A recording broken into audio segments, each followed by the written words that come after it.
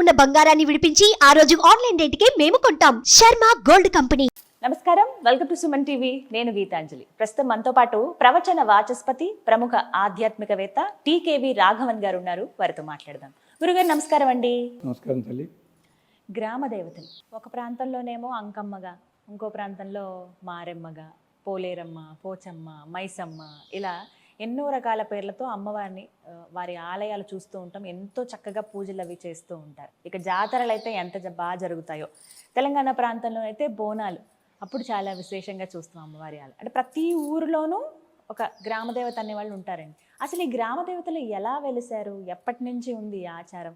అందులో ఇంకొకటి ఏంటంటే, గ్రామదేవతలు నిజంగానే బలి కోరతారా, ఖచ్చితంగా బలి ఇవ్వాల్సిందేనా, అదే వారికి ఆహారమా అనేది చాలామంది సందేహం అండి. నివృత్తి చేయండి.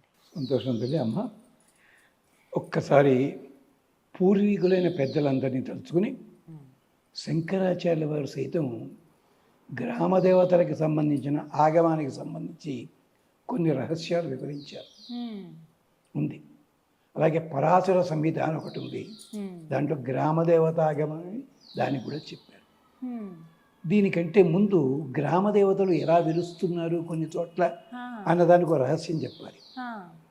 మాది గోదావరి జిల్లాలో ఒక చిన్న పల్లెటూరు. ఉన్నట్టుండి ఒక పొలంలో గుడి వెలిసింది. విగ్రహం అండి? విగ్రహం కాదు, గుడే. రత్తమ్మ వెలిసింది అన్నారు. నేను విద్యార్థిని ఏమో అనుకున్నాను. ఏం జరిగిందంటే, పొలంలో పనిచేసే ఒక అతను పక్క నుంచి పోతుండగా చటుక్కుని ముళ్ళు దిగాయి కాళ్ళలోను. ముళ్ళు తీస్తుండగా రక్తం వచ్చింది. ఆ రక్తం ఆపడానికి అని చెప్పి సరిహద్దురాళ్ళు ఉంటాయి కదా, ఆ సరిహద్దురాయి మీద కూర్చుని ఆ మట్టి తీసుకుని ఇలా అతికాడు. పక్కన ఏదో చిన్న మామూలు ఉంటుంది కలబందలాడేదో, దాన్ని రాసుకున్నాడు. కానీ రక్తపు చుక్కలు ఆగలేదు, దాని మీద పడ్డాయి. ఈ మట్టి అంతా పడింది. ఈ లోపల వాళ్ళు వచ్చి పసుపు అద్దుకోరా బాబు అన్నారు వాడిని. వాడు పసుపు ఇచ్చాడు. వాడు వెళ్ళిపోయాడు ఇంటికి. సాయంకాలం 4 అయింది. దాని మీద ఏముంది ఇప్పుడు? రక్తపు మరక ఎరుపు ఉంది, పసుపు ఉంది, మట్టి ఉంది. వెళ్ళేవాడు ఎవడో రత్తమ్మ దేవత వెలిసింది ఇక్కడ అన్నాడు చట్టుకొని. తెల్లారేసరికి ఓ పాక ఇవన్నీ వేశారు. ఇప్పుడు గుడి కూడా కట్టారు అక్కడ. అసలు వాడే వచ్చింది సరిహద్దురాయిరా అంటే వాడిని సరిహద్దులు లేకుండా తరుగుతారు వాడిని. అంతే కదండి. ఇంకోటి ఇలాంటిదే ఉంది. ఒక ఆయన పాపం వాళ్ళ ఆవిడ ఊరెడితే తలంటుకోవడానికి అని చెప్పి కుంకుడుకాయలు కొట్టుకుంటున్నాడు. చెయ్యి నలిగింది. చెయ్యి అని చెప్పి ఈ రాయి అవతలికి విసిరిచాడు గోడ మించి. అది కాంక్రీట్ లేదు, పల్లెటూరు కదా, అది వెళ్ళి వేప చెట్టు కింద పడింది. అదే టైంలో వేప చెట్టు అవతల ఇంకో ఆవిడ, పెద్ద ఆవిడ ఉన్నారు పాపం, పిన్ని గారు ఒక ఆవిడ. ఆవిడ పొద్దున నిర్మాల్యం తీస్తూను దేవుడి దగ్గరది ఆ పొట్లం కట్టి ఆవిడ తీసింది. అది దాని మీద పడింది వచ్చి. నిర్మాల్యం పువ్వులు, పసుపు, కుక్క అన్నీ పడ్డాయి. వాడెవడో వచ్చి గంగానమ్మ వెలిసింది అన్నాడు. గంగానమ్మ జాతర ఇప్పటికి కూడా ఆ ఊళ్ళో ఇప్పటికీ చేస్తారు. గ్రామదేవతను వేళాకోళం చేయడానికి చెప్పలేదమ్మా. గ్రామం అంటే అర్థం తెలియని వాళ్ళు మాట్లాడుతున్నారు ఇవన్నీ. పట్టణము, నగరము, గ్రామము తేడా ఉందమ్మా. గ్రామం అంటే అక్కడ అన్ని జాతుల వాళ్ళు కూడా కడుపు నిండా తినగలరు. ఎవడికోడి ఏదో పని ఉంటుంది, పని చేసుకుంటాడు. జాతులు వేరైనా అంతా కలిసి ఉంటారు. వైభోగాలు లేకపోయినా బాగుంటారు. దాని పేరు గ్రామము, జనావాసము. పట్టణం అంటే అధికారులు ఉండే చోటు పేరు పట్టణము. బాగా ధనవంతులుండి పెద్ద పెద్ద కట్టుకుంటారు ఇళ్ళు, అవి నగరములు అవుతాయి. అంచేత మహారాజులు పట్టణంలో ఉంటారు. ముఖ్య పట్టణం అంటారు దాన్ని. గ్రామములు అంటే ఏమిటనమాట? అందరూ కూడా కలిసి ఉండేది. అలాంటి గ్రామములకి ఒక్కొక్క చోట గ్రామం నిర్మించేటప్పుడు వాస్తు ప్రకారమే ఈ గ్రామము ఈ దిశలో ఉంది కనుక ఈ దేవత అధికారిని అది నిర్ణయిస్తారు వాళ్ళు. ఎలాగా? ఆబోతుని తిప్పి కానీ, కుక్కని తిప్పి కానీ, కొన్ని వాస్తులే ఉన్నాయి. ఇప్పుడు పెద్ద కథ అయిపోతుంది, వద్దు అక్కడ. అప్పుడు ఆ గ్రామానికి ఈ దిశలో గనక ఈ దిక్పాలకుని భార్య ఫలానా ఆవిడ, అల్లా వచ్చినవే కుంకుళ్ళమ్మ, మావుళ్ళమ్మ, గోగులమ్మ, కొండాలమ్మ, మైసమ్మ. మైసమ్మ కాదు, మహిషమ్మ, మహిషాసురమర్దిని మైసమ్మ. పోలేరమ్మ కాదు, ప్రోలు ఏలు అమ్మ. ప్రోలు అంటే పట్టణం, పట్టణం పోలేరమ్మ అయ్యింది. ఇవన్నీ కూడా ఇలా వచ్చాయి. ఇవన్నీ కూడా ఎవరి స్వరూపాలు? అమ్మ స్వరూపాలు. అంటే పార్వతీయం వారిని కొందరు అంటారు, కాదు, అమ్మ స్వరూపాలు, శక్తి స్వరూపములు. ఆఖరికి సీతాదేవి కూడా అరణ్యవాసానికి వెడుతూ, నదిలో వెడుతూ, ఓ నదీ దేవత, నీకు సురాభాండములు ఫలానా ఫలానా అన్నీ కూడా సమర్పణ చేస్తాను అంటే ఏమిటి? ఆ ప్రాంతానికి ఆ జలదేవత అధిదేవత అన్నమాట. ధర్మరాజు విరాటరణకంలో గడుగు పెట్టేటప్పుడు పాండవులు వెడుతూ మరి ఆ శ్మశానంలోంచి వెళ్ళారు ఏమిటండి? తప్పు కదా, చెడు ప్రాంతం కాదు. వస్తుండగానే జమ్మి చెట్టు కనిపించింది.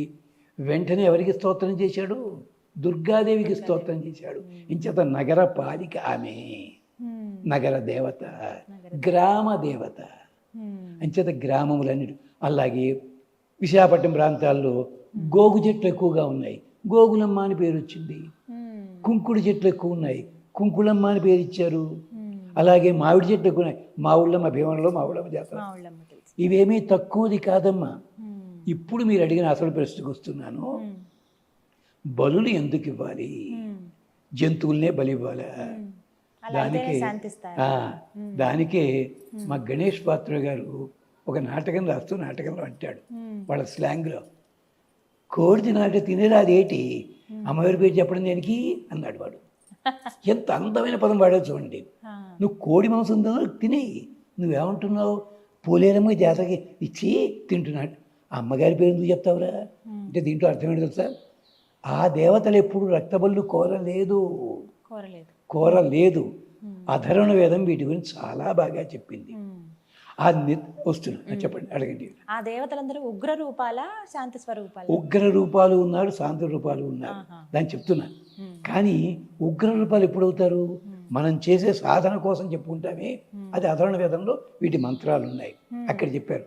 దేనికి బలి ఇవ్వాలి, దేనికి ఇవ్వక్కర్లేదు. బలి ఇచ్చినప్పుడు కూడా కోసేసి మొత్తం తినేమని ఎక్కడా లేదు వేదంలో. మొత్తం తినమని ఎక్కడా లేదు వేదంలో. మొత్తం పశువునిచ్చినా, గేదెనిచ్చినా, మేకనిచ్చి ఏది ఇచ్చినా దాంట్లో ఒక భాగం ఉంటుంది.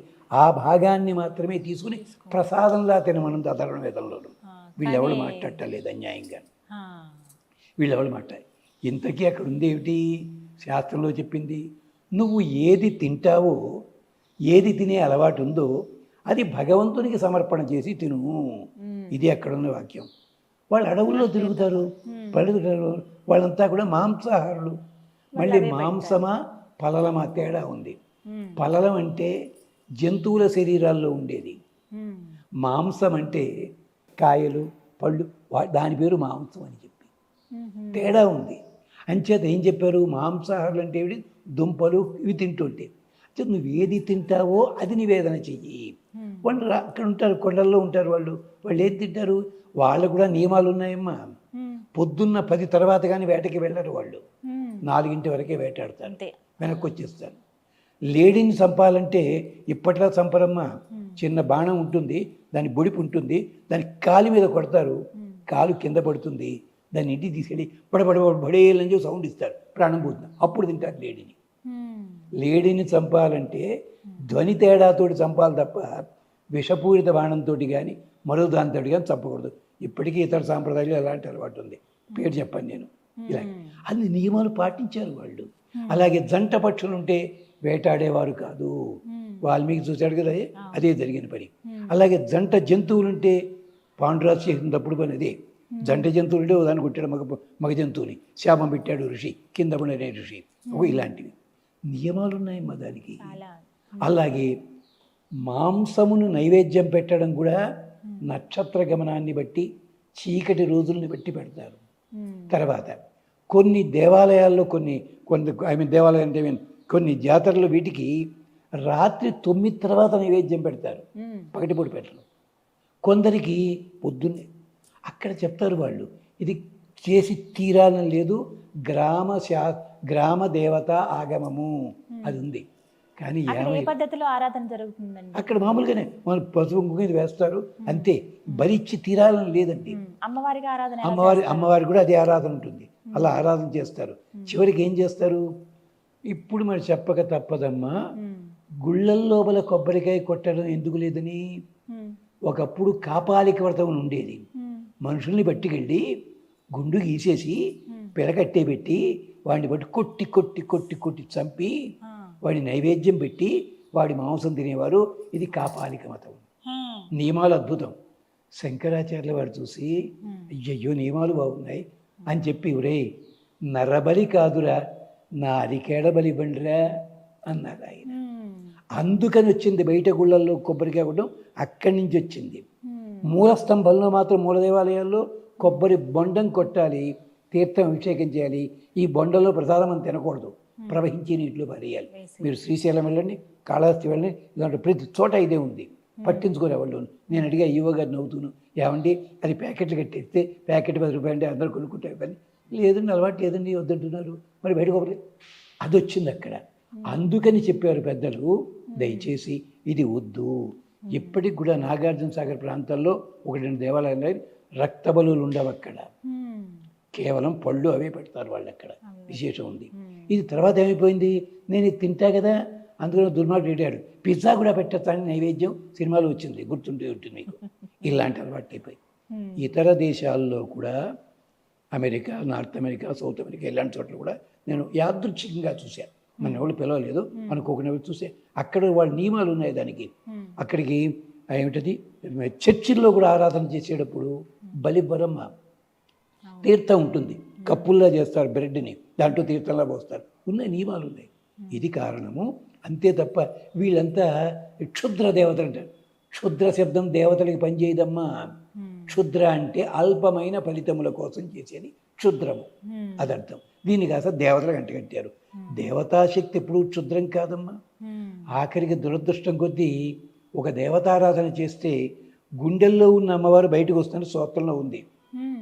మనవాడు రాశాడు వ్యాఖ్యానం రాస్తూ, ఆడవాళ్ళు చేసినట్టయితే పరాయి పురుషులు కూడా గుండెల్లో ఉన్నవాళ్ళు బయటకు వచ్చేస్తారు అన్నాడు. కొంపలు ఆరిపోతాయి. రాశాడు పుస్తకం, మార్కెట్లో ఉంది. ఇలాంటి అర్థాలు చెప్పకూడదమ్మా. అది అర్థం అది కాదు. దేవతా స్వరూపము శక్తి, శక్తి రూపం ఇన్ని రూపాల్లో ఉంది. అందుకని ఆయా ప్రాంతాల్లో ఒక్కొక్క ప్రాంతంలో ఒక్కొక్క పేరుతోటి ఒక ఆయన ఉండేవాడు, ఇంటి దేవతగా కూడా ఉంటుంది. అందుకనే పూర్వకాలంలో ఇళ్ళకి ముందు పల్లెటూళ్ళల్లో కూడా చిన్న దీపం వెలిగించేవారు, గ్రామదేవత. తలుపులమ్మ అనేవారు. ఆ ఊళ్ళలో తలుపులు ఉండవు, దొంగతనాలు జరగవు అక్కడ. తలుపుల దేవత అక్కడ తలుపులమ్మ. విశాఖపట్నం ప్రాంతంలో అవతల బొబ్బిలి ప్రాంతంలో ఉన్నది తలుపులమ్మ దేవత, చింతాకమ్మ దేవత, చిత్తారమ్మ, ఇవన్నీ నూకాలమ్మ. ఆఖరికి తాపేశ్వరం ఉంది కదా, కాజాలకి ప్రసిద్ధి. శివలింగం ఉంది. తాప ఈశ్వరము, నీ తాపము తొలగించే ఈశ్వరుడు ఆయన. ఇవన్నీ కూడా మనకి గ్రామదేవత ఆగమని ఉంది. ఒకప్పుడు తిరుపతి దేవస్థానం వాళ్ళు 1950s గుర్తుంది, తర్వాత దొరకటం లేదు. ఉందమ్మా. ఇది వాళ్ళ క్షుద్ర దేవతలు కాదు. చివరికి ఏం చేశారు క్షుద్రుడు అని చెప్పి, మనకి రోగం వచ్చినా, బుల్లు వచ్చినా, జాండీస్ వచ్చినా, లేకపోతే ఏమంటారు దాన్ని స్ఫోటకం వచ్చినా, వాటి వల్ల ఉంది. రోగాల పేర్లు ఉన్నాయి అధర్వణ వేదంలోనూ. వాటికి శాంతి, వాటికి శాంతి ఎవడు వస్తా. మరి స్ఫోటకం ఇలాంటివి వస్తేను పిల్లాడు ఏ తినాలి కొడతాడో పెట్టడమే వాడికి. అంతే. తగ్గిన తర్వాత మాత్రం మళ్ళీ పచ్చిపెట్టాలి. దేవతలకు ఆరాధన అది పద్ధతి. ఇలాంటివన్నీ ఉన్నాయి. కానీ ఇవన్నీ వదిలిపెట్టేసి నోటికొచ్చి చెప్తున్నారు వాళ్ళు. కాలభైరవోపాసన, కాలభైరవుడికి కూడా ఉంది, నియమం ఉంది. కుక్క నడిచే నడకని బట్టి, తిరిగే చోటుని బట్టి, ఇక్కడ దేవాలయం కట్టచ్చా, ఇక్కడ శ్మశానమా, ఇక్కడ పంట పొలమా చెప్పే విధానం ఉందండి.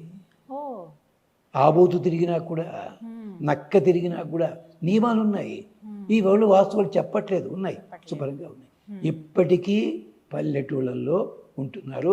ఇంకా ఒక్కటే ఉదాహరణ, 12 నెలల్లో 2వ నెల ఏదమ్మా ఇంగ్లీష్ నెల, ఫిబ్రవరి.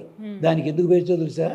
ఆ 15వ తారీఖుని గ్రీక్ ప్రాంతంలో ఒక గణాచారి, ఆరకల్ అంటారు, పూర్తిగా పుచ్చేసుకుని కొరడా చేతితో పట్టుకుని టకా టకా టకా కొట్టుకుంటూ పరిగెడతాడు. 2 పక్కల ఆడవాళ్ళంతా నిలబడతారు. ఏ అమ్మాయికి కానీ ఏ స్త్రీకి కానీ ఈ కొరడా దెబ్బ తగిలిందో వాళ్ళకి సంతానమైనా కలుగుతుంది, ఆరోగ్యమైనా కలుగుతుంది, దుఃఖాలు పోతాయి. ఆ కొరడా చివరి ముక్క పేరు ఫిబ్రువా, అందుకని ఆ నెల పేరు ఫిబ్రవరి. ఇలాంటిది రాయలసీమ ప్రాంతంలో దేవాలయం ఉంది. తొక్కుకుంటూ పోతాడు ఆడవాళ్ళని, వాళ్ళకిట సంతానం కలుగుతుంది, అక్కడ నమ్మకం. అంతా తిట్టారు పాపం. ఇది అక్కడంటే నమ్ముతావు నువ్వు, ఫిబ్రవరి పేరెట్టుకుని.